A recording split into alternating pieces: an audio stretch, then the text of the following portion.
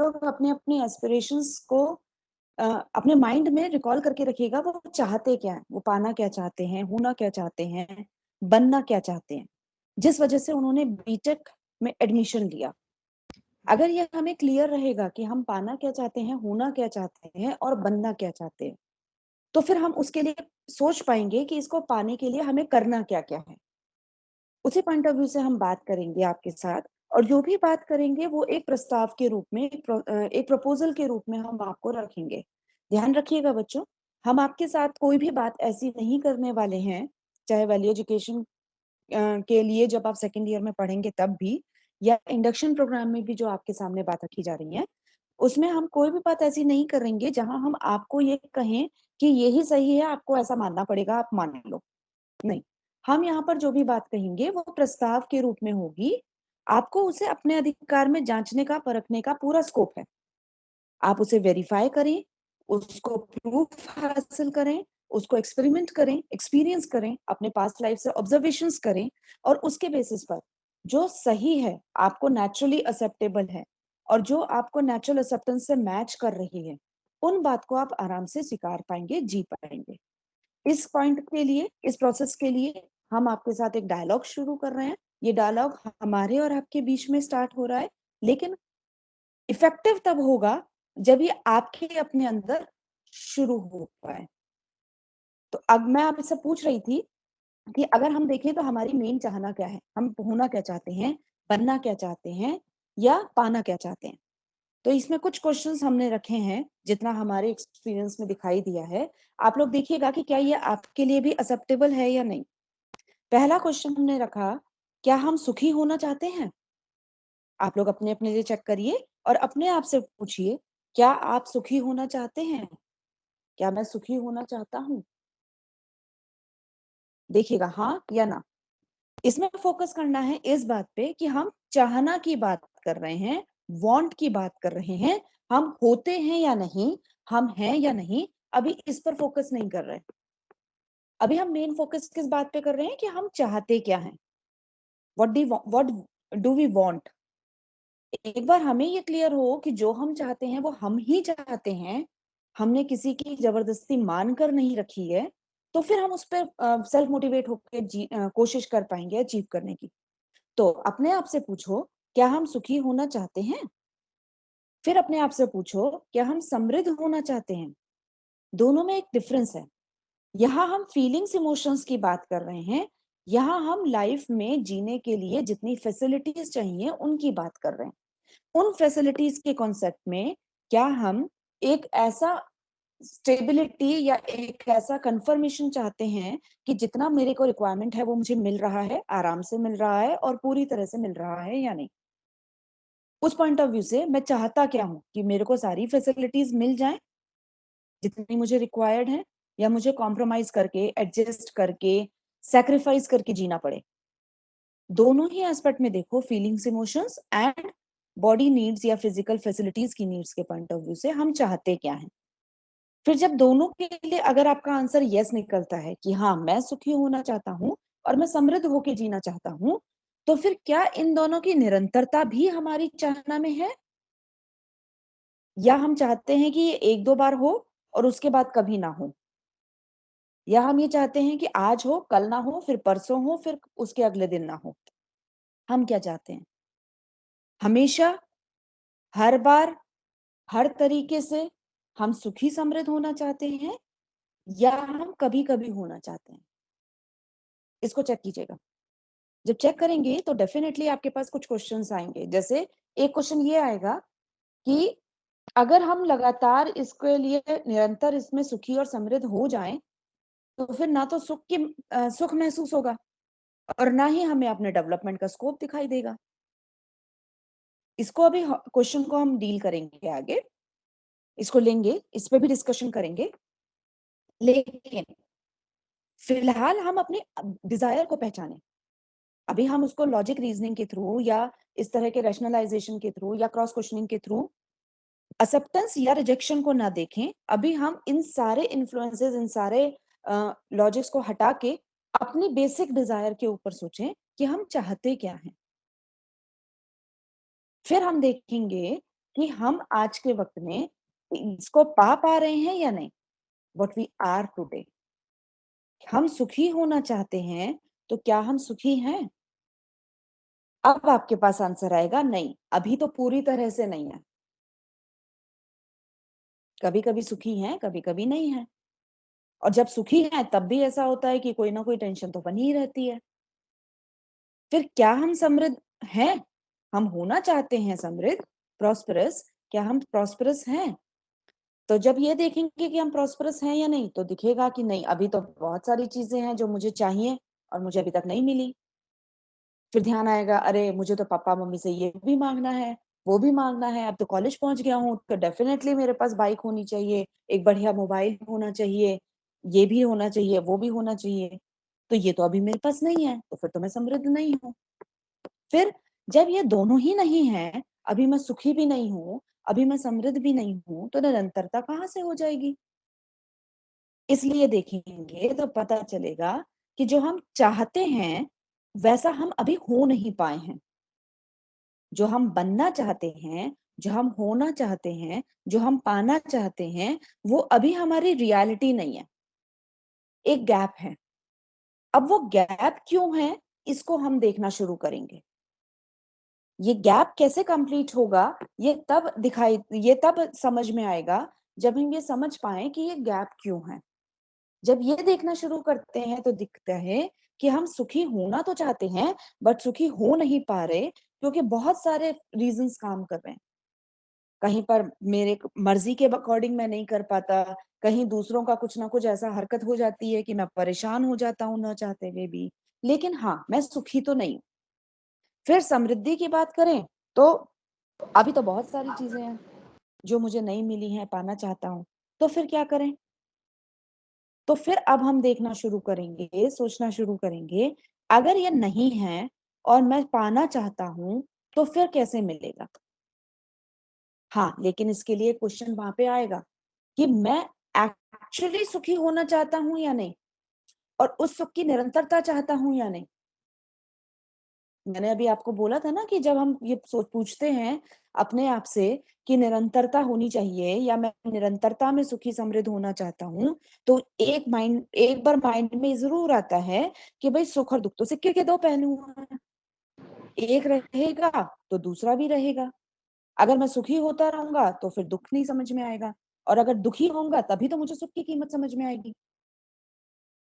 अब उसमें देखें तो मैं अब आपसे एक क्वेश्चन और पूछूँगी, अपने आप से पूछिएगा, हम सुखी होना चाहते हैं और निरंतरता में अगर हम सुखी नहीं होना चाहते, तो हम अपने पूरे दिन में 24 घंटे में कितने टाइम ऐसा निकालते हैं, जब हम ध्यान देकर, पर्पसफुली, फ़ोकस्ड होकर अपने आप को दुखी करने का प्रयास करते हैं। जैसे अभी तक सुबह से लेकर जब से उठे हैं, तब से अब तक तो हमें कोई दुःख नहीं मिला। तो अब हम सोच रहे हैं कि भई बहुत देर हो गई सुखी होते-होते, अगर मैं इसको कंटिन्यूटी में रखूँगा, तो फिर तो मुझे बोरियत हो जाएगी। तो चलो थोड़ा-सा दुखी होता हूँ, तो अभी मैं 1 घंटा ऐसा कुछ काम करूँगा, जिससे मुझे बिल्कुल भी सुख महसूस ना हो और मैं डेफ़िनेटली दुखी ही होने वाला हूँ। क्या मैं ऐसी कोशिश करता हूँ? क्या मैं ऐसा सोचता हूँ? क्या मैं ऐसा प्लान करता हूँ? येस या नो? आप लोग चैट बॉक्स में दे नो सकते मैम। हैं इफ हाँ, नहीं चाहते ना? हाँ, क्यों नहीं नो मैम। चाहते? क्यों नहीं चाहते? क्योंकि हमें सुख की ज़रूरत होती है, उसकी नहीं। हाँ, क्योंकि हम हमेशा ही सुखी होने को ही स्वीकारते हैं, इसलिए हम सुखी नहीं भी हो पा रहे हैं, तब भी हम सुखी ही होना चाहते हैं और उसी का प्रयास करते हैं। और जब दुःख मिलता है और हम सुखी नहीं हो पाते, तो परेशान होते हैं। तो अपने माइंड को स्टेबल एंड कूल एंड काम रखने के लिए हमने ये मान लिया है कि सुखी और दुःख सिक्के के 2 पहलू हैं। तो दुःख आया है, तो कुछ समय बाद तो सुख भी आएगा।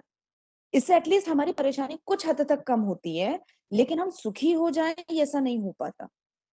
इसीलिए उस कंडीशन से बाहर निकलने के हमारे एफर्ट्स बढ़ते हैं। अब उन एफर्ट्स को हम एक चीज मान के चलो कि हम गड्ढे में गिरना नहीं चाहते, लेकिन गड्ढे में गिर जाते हैं, फिर बाहर निकलने की कोशिश करते हैं। तो अब हम ये करेंगे कि हम पहले ही अवेयर हो जाएं कि हम गड्ढा दिखते ही उससे गिरने से बच जाएं। अब वो हमें कोशिश करनी है, उतना तैयार हमें होना है।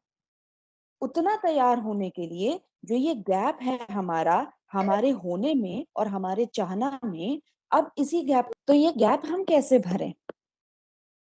इसके लिए पहले हमें समझना होगा कि जो कुछ हमने अब तक करते आए हैं, जितना हम अपना अब तक एफर्ट्स करते आए हैं, उससे ये गैप कम होने के लिए थोड़ा प्रयास हुआ है या ये गैप अभी बढ़ रहा है? इसको देखें हम पहले। जितना मैं अपने लाइफ के एक्सपीरियंस में देखती आई हूँ, जब मैंने ये प्रपोजल पहली बार लिया था, उस टाइम मैंने एक्सप्लोर करा था, तो दिखा था कि हाँ, बहुत पढ़ाई पढ़ाई की है, बहुत एजुकेशन हासिल की है, पीएचडी भी हो गए हैं, लेकिन ये गैप अभी नहीं बढ़ रहा, कम नहीं हो रहा है, ये गैप अभी बढ़ ही बढ़ रहा है। तो फिर सोचना शुरू करा कि इस गैप को कम करने के लिए क्या करना पड़ेगा। ऑल्दो एजुकेशन तो है, ऑल्दो हम बहुत गहराई तक पढ़ाई कर चुके हैं, लेकिन अब हम क्या करें जिससे ये गैप भरे? तो जितना प्रयास अभी तक हम करते आए हैं, वो हमारा प्रयास किस अर्थ में हुआ है, इसको अगर हम इवैल्यूएट कर पाएंगे, तो हम फाइंड आउट कर पाएंगे कि अभी और क्या प्रयास करना बाकी है। तो दिखाई देता है कि अभी तक हमने अपने सुख और समृद्धि की निरंतरता के अर्थ में प्रयास करा है, या जो भी हमारे एफर्ट्स हुए हैं वो केवल सुविधा संग्रह के अर्थ में हो पाए। जैसे एग्जांपल देती हूँ, हम सुखी होना चाहते थे और सुखी होने के लिए हमें लगा कि अगर हम इतनी पढ़ाई कर लें, इतनी बड़ी-बड़ी डिग्री हासिल कर लें, इतने बड़े नॉलेजेबल पर्सन हो जाएं, तो फिर मेरी लाइफ में दुख का कोई कारण नहीं बचेगा, मैं इतना समझदार हो जाऊंगा। तो हमने बीटेक भी करी, एमटेक भी करी, बीटेक एमटेक करने के बाद हमने पीएचडी भी कर ली, हम बहुत अच्छे ऑर्गेनाइजेशन में टॉप मोस्ट पोस्ट पे जाके काम भी करने लगे, लेकिन जितना डिग्रीज हासिल करी, उतनी डिग्रीज के साथ उतनी समझ नहीं बन पाई कि हम ये देख पाए कि भाई हमारा सुख समृद्धि कैसे है। इसी वजह से जितना ज्यादा पढ़ाई करने के बाद, जितनी बड़ी पोस्ट पर रिस्पॉन्सिबिलिटी हासिल करने के बाद, जितना ज्यादा सैलरी हासिल करने के बाद, जितना बड़ा एक एम्पायर, एक सेटअप खड़ा करने के बाद भी अगर हम अपने आप को देखें, तो हमने इकट्ठा तो बहुत कुछ कर लिया, लेकिन ये फीलिंग अभी नहीं मिल पाई। इसीलिए कंक्लूड अगर हम करें तो ये कर सकते हैं कि जितने प्रयास आज तक हुए हैं हमारे, वो सुविधा संग्रह के अर्थ में होकर रह गए, जबकि हम चाहते थे ये करना, इस अर्थ में जाना चाहते थे, लेकिन कहीं ना कहीं कुछ मिसअंडरस्टैंडिंग हो गई, कहीं ना कहीं हमारा फोकस हट गया, कहीं ना कहीं हमें कुछ गलतफहमियां हो गई, जिस वजह से रिजल्ट यहाँ पर आकर रुक गया। इसीलिए बहुत सारे एफर्ट करने के बाद भी, अपना 8th class, 10th class, 12th class पढ़ने के बाद भी, अब अगर हम बीटेक एजुकेशन हासिल करने की कोशिश कर भी रहे हैं और उसके साथ एक बढ़िया जॉब पाने की कोशिश भी कर रहे हैं, तो यहाँ पर ही आकर रुक जा रहे हैं। अब इसको कैसे ठीक करें? इसमें क्या काम करें कि हमारा जितना प्रयास आगे होगा, वो यहाँ पर ना रहकर इसकी तरफ आ जाए। तो इसके लिए हमें करना होगा कि हमें अपनी समझ पे काम करना है और उस समझ के आधार पे सुविधाओं की जगह को, उसकी रिक्वायरमेंट को पहचानना है। अपने हर एफर्ट को वो सुविधा के अर्थ में हो रहा है या समझ के अर्थ में हो रहा है, ये पहचानना है। जैसे मैं चलो आपके लेवल का एक एग्जांपल देती हूँ। मेरा मेरे किसी दोस्त के साथ झगड़ा हुआ या मेरा किसी वजह से मूड खराब हुआ, तो अपने मूड को ठीक करने के लिए मैं जो भी प्रयास करता हूँ, वो प्रयास मेरा किस तरीके का होता है? आप में से कुछ लोग मुझे आइडिया दोगे? आप लोग क्या-क्या एफर्ट करते हो, अपना खराब मूड ठीक करने के लिए? मैम माइंड फ्रेश करने के लिए जनरली जैसे ऐसे काम करते हैं जो हमें टेम्परेरी बेसिस पे खुश कर दें, मतलब बहुत जल्दी। जैसे?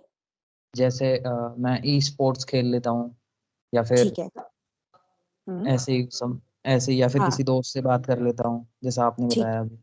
ठीक है। तो आप गेम्स खेलते हैं प्राइमरी बेसिस पे, जिससे कि आपको लगता है कि आपका मूड ठीक हो जाता है। Yes ma'am. कोई और बच्चा कुछ और एफर्ट करता है? Yes ma'am, music. म्यूजिक सुनते हैं। गुड। और कोई?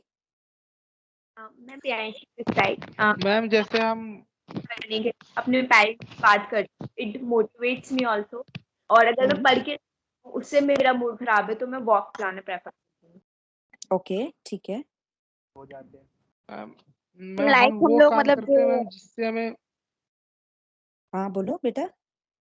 मैम जैसे हम मूड खराब होता है तो मैम ऐसा काम करते हैं मैम जो हमें पसंद हो, वो काम हाँ, करते हैं मैम। जैसे उससे कि हमारा रिफ्रेशमेंट होता है मैम। जैसे भी कोई भी वर्क हो, कोई भी गेम हो गया, या आउटडोर गेम, इंडोर गेम, या किसी से हाँ, बात करना, या कुछ भी मैम जो हमें बहुत ज्यादा पसंद है, हम वैसा बात करते हैं। ठीक है। और कोई बच्चा? मैम मैम ऐसा वर्क करते हैं Like- जिससे हमारा डाइवर्ट हो जाता है, तो उसमें हमारा जिस चीज में हमारा ज्यादा मन लग रहा है हम उस टॉपिक से हट सकते हैं, वो ज्यादा काम करते हैं। ठीक है। और कोई? मैम फ्रेंड से बात करते हैं। मैम हम अपने पेरेंट्स से बात करते हैं और उस बारे में सोचना बंद करते हैं जिससे हमारा मूड ऑफ हुआ हो। ठीक है।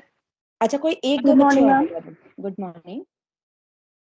Ma'am I would like to say, जैसे पहले मैं ये करती थी कि अपने आप को डिस्ट्रैक्ट करने की कोशिश करती थी by doing various other things which I love, but at last मैं वापस उस टेंशन पर आ जाती थी।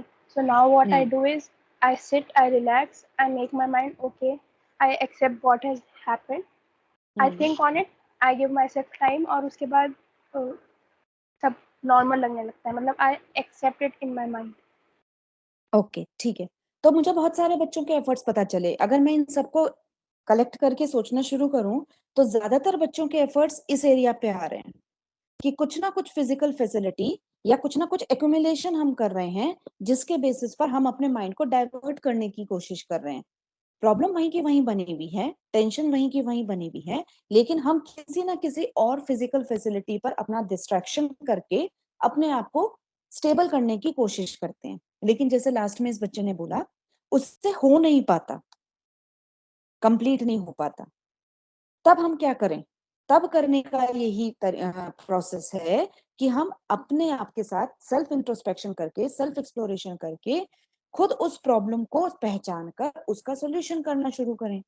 जब करना शुरू करेंगे तो हम आराम में आएंगे।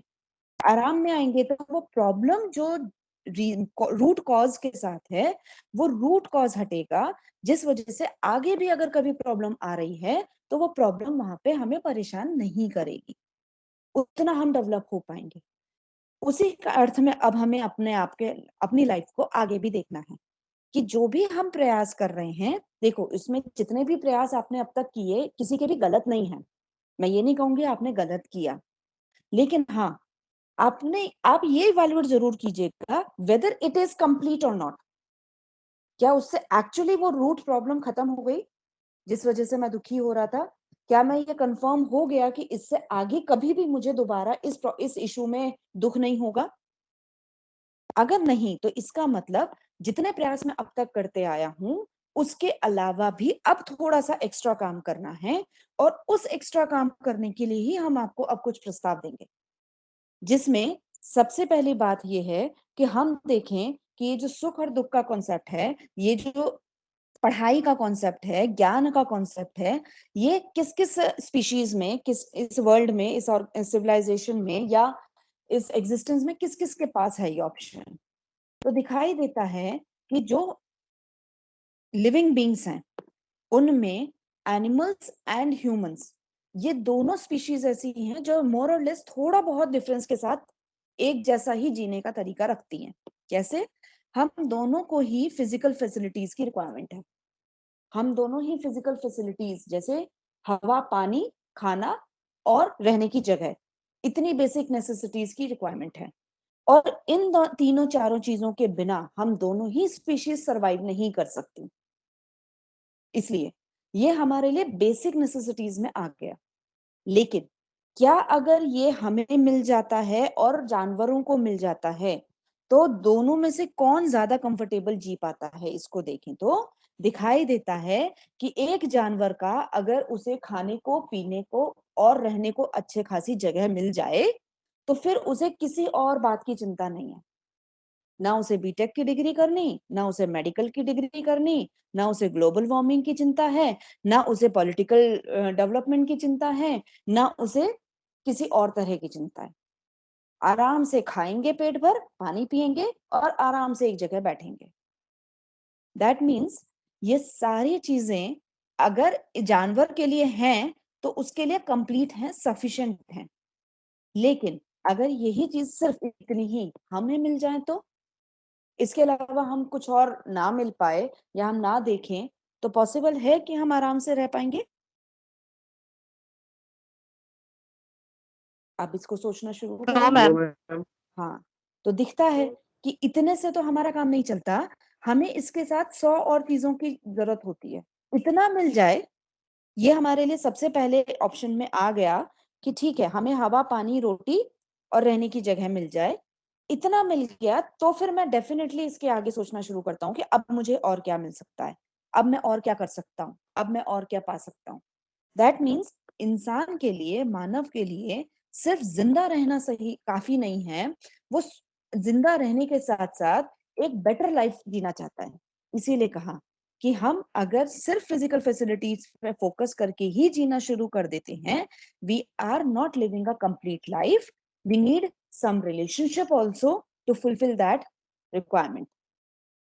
अब इसी तरह की एफर्ट्स आपने भी करे जब आप दुखी हुए, तो कुछ ने दोस्तों से बात करी, कुछ ने घर वालों से बात करी, कुछ ने किसी और तरीके से लोगों से इंटरैक्ट करने की कोशिश करी, जिस वजह से उनका दुख कुछ हद तक कम होता हुआ दिखाई दिया।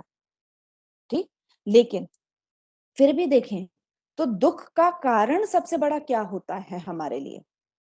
क्या ये कि भाई मुझे कुछ मिला नहीं या मुझे कुछ पाने को नहीं मिला, मैं सर्वाइवल नहीं कर पा रहा, या दुख का कारण हमारे लिए काफी हद तक वही रिलेशनशिप होते हैं जिन रिलेशनशिप में हम अपने आप को सुखी करने का प्रयास कर रहे हैं?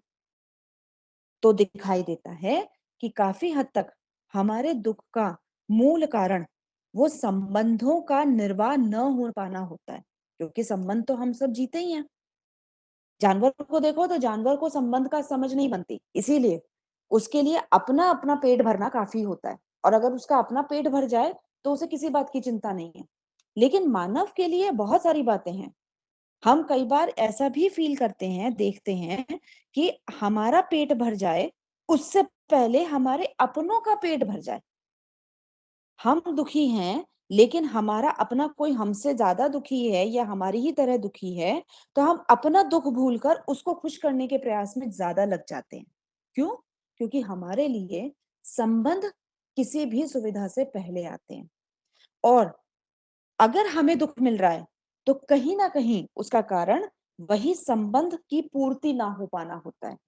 अब ये संबंध क्यों पूरे नहीं हो पा रहे, तो दिखाई देता है कि संबंध की पूर्ति ना हो पाने का कारण कुछ हद तक, या मैं कहूँ काफी हद तक, हमारी समझ होती है। इसको मैं थोड़ा स्किप कर दूंगी, टाइम की प्रॉब्लम है।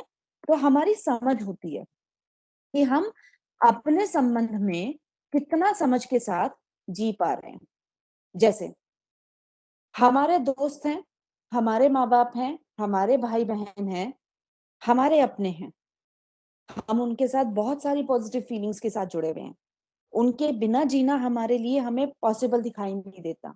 हम इमेजिनेशन में भी नहीं सोच सकते कि हमें उन सबके बिना जीना पड़ेगा। लेकिन उन संबंधों में जब हम जीते हैं, उन संबंधों में जीते हुए भी हम कहीं ना कहीं उन्हीं के साथ कॉन्फ्लिक्ट्स में आ जाते हैं। उनकी कोई ना कोई बात हमें हर्ट कर जाती है, उनका कुछ कहना, करना या होना हमें कभी कभी इरिटेट करने लगता है। अब हम अपने आप को देखें तो जिन संबंधों में रहना हमें पसंद है, जिनमें हम रहना चाहते हैं, जिनके बिना जीना हमें इमेजिनेशन में भी सही नहीं दिखाई दे रहा, उन्हीं संबंधों को हम अपने दुख को कम करने के लिए एक सपोर्ट सिस्टम के रूप में देख रहे हैं। तो फिर उन्हीं संबंधों में हम दुखी कैसे हो जा रहे हैं? क्या गड़बड़ हो जा रही है? कहाँ प्रॉब्लम आ जा रही है? जैसे अपने आप को देखो, अपनी लाइफ में देखो, हमारे माँ बाप हैं, बचपन से उन्होंने हमें पाला, बचपन से हम वही सब करते आए जो उन्होंने हमें करने के लिए सिखाया।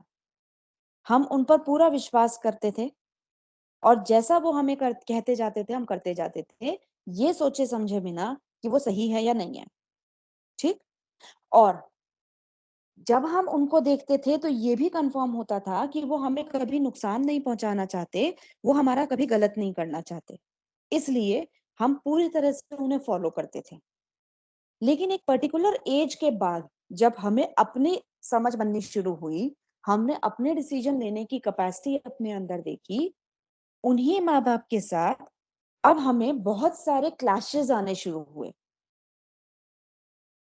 उनकी बातें कई बार हमें पसंद नहीं आती थी। उनका कुछ कहना कई बार हमें अपनी फ्रीडम पर एक बैरियर दिखाई देता था। कई बार ऐसा होता था कि हमें लगता था कि वो हमें नहीं समझ पा रहे हैं, जबकि हमें उन्होंने ही पाल पोस के इतना बड़ा किया है।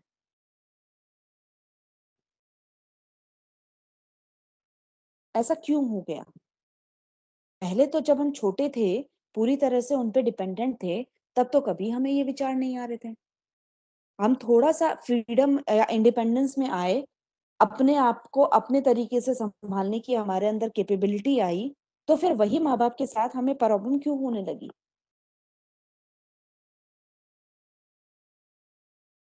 क्योंकि उसके बाद जब हमें लगा कि अब हम समझदार हो गए हैं, तब वो समझ पूरी नहीं हो पा रही थी, संबंधों को हम नहीं समझ पा रहे थे, संबंधों में अपनों की इच्छाओं को नहीं समझ पा रहे थे।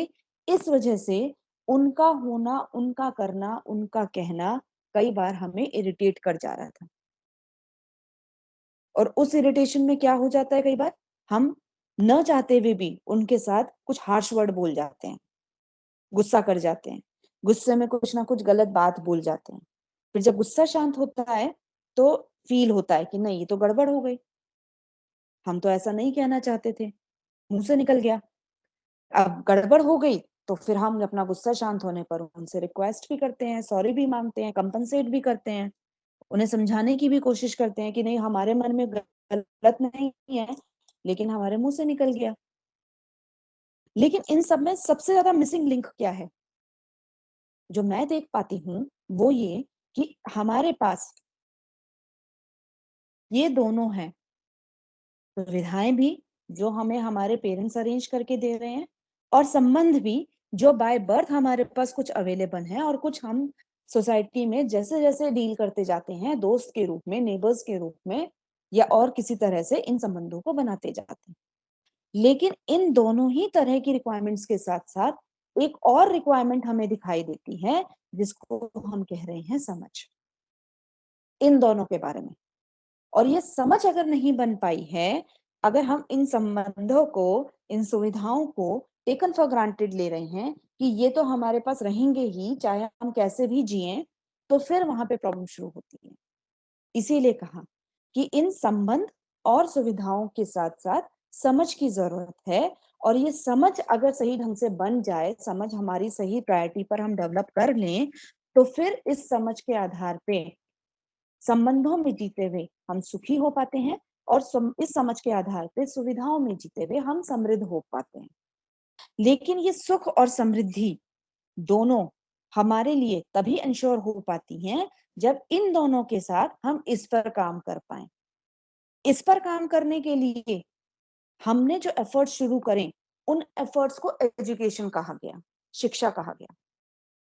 उस शिक्षा को देखें, तो वो शिक्षा अगर हमारे आज के सिस्टम को अगर हम पढ़ें, जानें, पहचानें, तो वो पूरी तरह से हमें इसके ऊपर फोकस नहीं करवा पा रही। काफ़ी हद तक वो इस पर फोकस होके रह जा रही है, कि हमें वो सुविधाओं को इकट्ठा करना, सुविधाओं को हासिल करना, इसके स्किल्स तो दे रही है, लेकिन उन सुविधाओं के अलावा संबंधों को समझना और संबंधों के साथ अपनी समझ डेवलप करना, इस पर अभी नहीं काम कर पा रही। इसलिए हमारी कंडीशन ये हो रही है कि हम इन तीनों में एफर्ट करने के लिए अगर कोशिश कर भी रहे हैं, तो वो इनकम्प्लीट हो जा रहे हैं और हम अनहैप्पी और डिप्राइव्ड फील करने लगते हैं। उसी प्रॉब्लम को रिज़ॉल्व करने के लिए अब हमारी जो एजुकेशन है, उस एजुकेशन को हमें दोबारा से देखना पड़ेगा। हम एजुकेशन सिस्टम को तो नहीं बदल सकते, लेकिन हाँ, इसमें हम कुछ एक्स्ट्रा एफर्ट कर सकते हैं जिसके बेसिस पर हम अपनी समझ के ऊपर भी काम कर लें, जिसमें कि हम फिर तीनों को फोकस कर पाएंगे, अपनी समझ हासिल करते हुए संबंधों को भी समझ के जी पाएंगे और सुविधाओं को भी समझ के उनका उपभोग कर पाएंगे। लेकिन इन तीनों में सबसे पहली प्रायोरिटी पर हमें यहाँ आने की जरूरत है। अब पर्सनली अपने आप को देखो, आपका बीटेक कंप्यूटर साइंस या बीटेक किसी भी ब्रांच में आने का, या आईटी में या सीएस के सिस्टर ब्रांचेस में आने में हमारा पर्पस क्या रहा? हम क्यों बीटेक करना चाहते थे? क्या बीटेक करने का हमारा पर्पस सिर्फ इतना तो नहीं था कि हाँ, आज के वक्त में बीटेक करना ज्यादा इंपॉर्टेंस रखता है, क्योंकि बीटेक की डिग्री अगर मिल जाए तो लोग हमारी रिस्पेक्ट करेंगे, बीटेक की डिग्री मिल जाए तो जॉब अच्छी मिलेगी, और बीटेक की डिग्री मिलने के बाद जो जॉब मिलेगी उसमें सैलरी पैकेज अच्छा मिलेगा, सैलरी पैकेज अच्छा मिलेगा तो हम अच्छी जगह पर अपना लाइफस्टाइल बना पाएंगे, खूब सारी सुविधाएं हासिल कर पाएंगे। कहीं ये पर्पस तो नहीं था हमारा बीटेक करने का? अगर सिर्फ इतना पर्पस है तो इसका मतलब हम भी कहीं ना कहीं इसी एरिया को फोकस कर रहे हैं और इस छोटे गोले को अपने लिए जीने का तरीका बना रहे हैं। रिजल्ट क्या होगा? रिजल्ट तो फिर ये दिखाई देने वाला है। लेकिन हम ये पाना नहीं चाहते, तो क्या करना है कि अब हमें अपने पर्पस को रिकॉल करके अपने आप को इस बड़े गोले में लेकर आना है, जहां हम इसके लिए तो एफर्ट करेंगे अपनी बीटेक एजुकेशन के साथ, लेकिन इसके साथ साथ इनके ऊपर भी हमें एफर्ट्स करना शुरू करना है। और यही हमारा रोल ऑफ एजुकेशन है कि हम अपने आप को यहाँ पर ना रख के यहाँ तक लेकर आ पाए। और यही अगर हमारा कोई भी एजुकेशन सिस्टम ट्रांसफॉर्मेशन में, प्रोग्रेस में हेल्प कर पाता है, तब हमारी वो एजुकेशन इफेक्टिव एंड कंप्लीट कहला पाती है। और इसी पॉइंट ऑफ व्यू से एक वैल्यू एजुकेशन का कॉन्सेप्ट आपको दिया गया है, जहां आप ये देख पाएंगे कि ये जो सुविधाएं हैं, इन सुविधाओं के अलावा संबंध और समझ पे कितना काम करना है और किस तरीके से काम करना है। तब जाकर हम एक कंप्लीट डेवलपमेंट अपना कर पाएंगे। उस कंप्लीट डेवलपमेंट के आधार पे फिर जो हमारा एफर्ट होगा दूसरों के साथ, अपने साथ, अपने फ्यूचर में, वो फिर कंप्लीट एफर्ट बनेगा। जैसे अगर हम एक सॉफ्टवेयर डेवलपर बनेंगे, या अगर हम एक कोडर बनेंगे, या अगर हम इसी तरह का कोई कंप्यूटर का स्किल डेवलप करके उसी तरह का जॉब प्रोफाइल लेंगे, तो फिर हमारे पास एक कंप्लीट रीजन होगा कि अगर हम कोई सॉफ्टवेयर डेवलप कर रहे हैं तो वो क्यों करें। क्या वो सिर्फ इसलिए कि हमें सॉफ्टवेयर डेवलप करना आता है और हम डेवलप कर दें, या इसलिए कि किसी कंपनी ने हमें हायर किया है और वो हमसे अपना कुछ काम निकलवाने के लिए सॉफ्टवेयर डेवलप करवाना चाहता है, हम वो कर दें, या इसलिए कि इस सॉफ्टवेयर को डेवलप करके हम यहाँ पर और यहाँ पर भी कुछ एफर्ट्स अपने दे पाए। इस लेवल तक अगर हम जाके सोच पा रहे हैं, तब हम कहेंगे कि अब जो हमारी एजुकेशन है वो एजुकेशन समझ के आधार पे सही गाइडेंस के साथ, सही स्किल्स के साथ, कंप्लीट पैकेज में उभय सुख उभय समृद्धि दे पाएगी। और अगर देखोगे, अपने आप को एक्सप्लोर करोगे, तो आपके लिए भी एजुकेशन का कहीं ना कहीं ये पर्पस हिडन फॉर्म में रहा ही है और अभी भी होगा, कि आपकी भी रिक्वायरमेंट पूरी हो जाए, आपके अपने भी सुखी रहें और आप कुछ ऐसा फ्रूटफुल कर पाए जो समाज के लिए भी बेटरमेंट में हो। यही है एजुकेशन का पर्पस। और ये एजुकेशन का पर्पस अगर हमारा करंट एजुकेशन सिस्टम पूरी तरह से इंश्योर नहीं कर पा रहा है, तो फिर अब हमें एक्स्ट्रा एफर्ट्स करके कुछ ऐसा भी हासिल करना है जो इस कंप्लीट नॉलेज को हमारे अंदर डेवलप कर पाए। और उसी पॉइंट ऑफ व्यू से अब न्यू एजुकेशन पॉलिसी लो या AKTU में वैल्यू एजुकेशन का काम लो, वो यही फोकस करता है कि हमारे पास ये सब बातों की समझ बन जाए, इस समझ के आधार पे फिर हम इनमें और इनमें आराम से जी पाए। इन दोनों में आराम से जी पाएंगे अपनी समझ के आधार पे, तो वही एक कंप्लीट मानव चेतना के रूप में जीना कहलाएगा।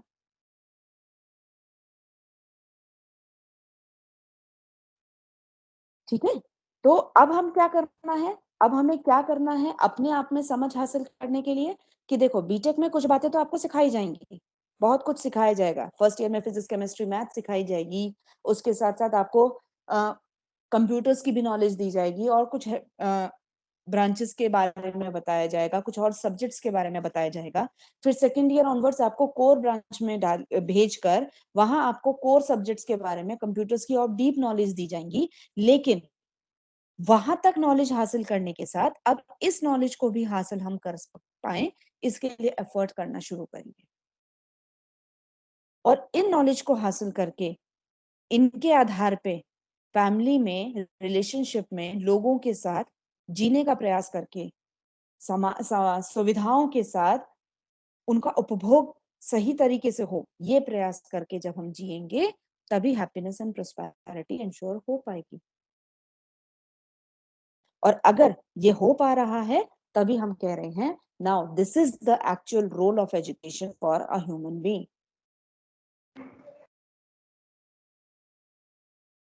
अब हम अपनी जिम्मेदारी पर, because now we are adult, we are not kids, अब हमारे पास बहुत सारे डिसीजंस लेने का अधिकार है। हमारे पास अब 1-2 साल में हो सकता है, और या फिर हो सकता है अभी भी वोट करने का भी अधिकार मिल गया हो। जब वो डिसीजन लेने का अधिकार है तो फिर हमें क्या क्या सीखना है, समझना है, ये हम देख सकते हैं और अपने अधिकार पे ले सकते हैं।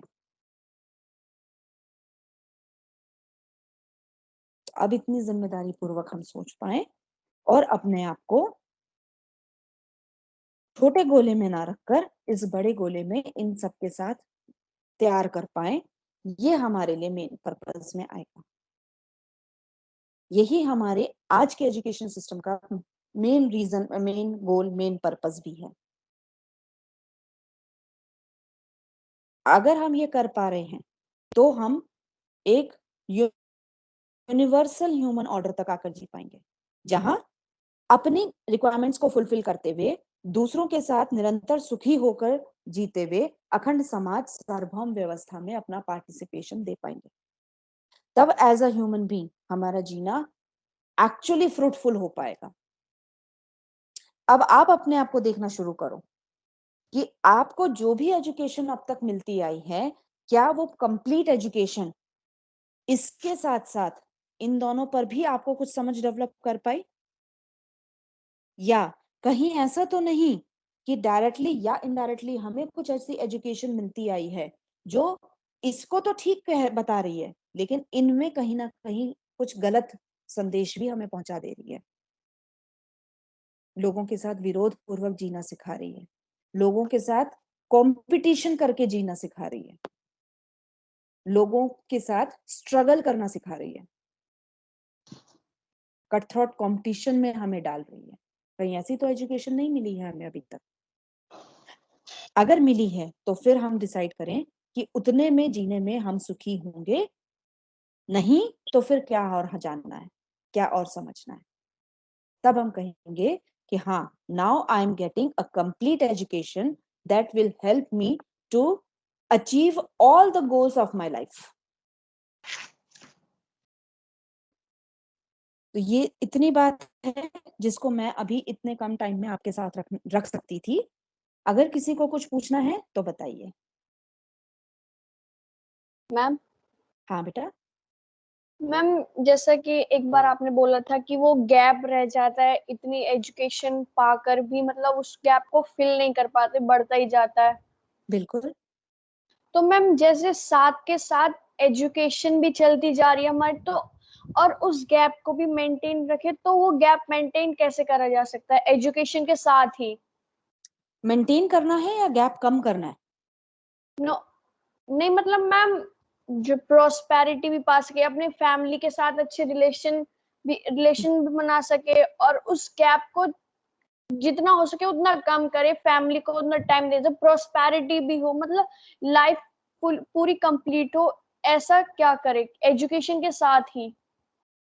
देखो, इसके लिए सिंपल इतना करना है कि आपको ये देखना है कि जो एजुकेशन आप हासिल कर रहे हो वो एजुकेशन आप किस पर्पज से हासिल कर रहे हो। क्या सिर्फ इस लायक बन जाओ कि बहुत सारा पैसा कमा सको, या आप इस लायक बन जाओ कि आप अपने को समझ भी पाओ। जैसे जैसे मैं अक्सर बच्चों से जब बात करती हूँ तो बच्चों का क्वेश्चन ये आता है, मैं उनसे इतना कहती हूँ कि चलो आप एक बात बताओ, आप अपने आप को कितना जानते समझते हो अभी तक, इसको जरा देखना शुरू करो। अगर आपको अपने बारे में अभी ज्यादा कुछ नहीं पता है तो अपने आप पर ध्यान देना शुरू करो और उसमें हेल्प मिलेगी आपको उस कंटेंट से जो वैल्यू एजुकेशन में अभी आपको सेकेंड ईयर ऑनवर्ड्स दिया जाएगा। हाँ, तो अभी ट्रस्ट और रिस्पेक्ट पे बात हुई है ना। Yes ma'am. तो ये ट्रस्ट और रिस्पेक्ट, ये दो फीलिंग्स ऐसी हैं जिन फीलिंग्स को अगर हम समझ पाए, अपने अंदर देख पाए और अपनों के साथ उनका एक्सप्रेशन उसी फॉर्म में शुरू कर पाए जिस फॉर्म में प्रपोजल में यहाँ पर दिया गया है, तो डेफिनेटली वो कंडीशन आएगी कि हम अपने स्किल डेवलपमेंट के साथ, अपने टेक्निकल एजुकेशन के साथ अपने आप को और अपने अपनों को समझ के उस गैप को कम कर पाएंगे। तो हमें थोड़ा सा अपने उन फीलिंग्स इमोशंस पे काम करना है जो किसी भी व्यक्ति के साथ हमारे संबंध में हमें दिखाई देते हैं। इससे क्या होगा कि जो हमारी एक्सपेक्टेशंस ओवर एक्सपेक्टेशंस के रूप में डेवलप हो जाती हैं उनको हम लॉजिकली फिर सेट करेंगे। इससे दूसरों का करना या न करना फिर हमें परेशान नहीं करेगा। हमें दिखेगा कि भाई अभी नहीं समझ पाए हैं, अभी नहीं हो पाया है, अभी नहीं वो क्या केपेबल हो पाए हैं, इसलिए उनसे गलती हो जा रही। जैसे सर ने बताया होगा ट्रस्ट के बारे में कि ट्रस्ट में हम इंटेंशन कॉम्पिटेंस को देखते हैं। इंटेंशन कॉम्पिटेंस के आधार पे हम अपने आप को दूसरे को इवैल्यूएट करते हैं। एक बार फिर देखो अपने आप को, क्या मैं अपने आप को इंटेंशन के बेस पर देखते हुए दूसरे की कॉम्पिटेंस को ही उसका इंटेंशन तो नहीं मान रहा हूं। कहीं ना कहीं संबंधों में यही एक सबसे बड़ी प्रॉब्लम दिखाई देती है। हम नहीं अवेयर हैं लेकिन हम यही गड़बड़ कर जाते हैं। हमें क्यों किसी की बात दुखी कर जाती है, हर्ट कर जाती है, क्योंकि हमने मान लिया कि उन्होंने जो बोला वो हमें दुखी करने के लिए ही बोला था।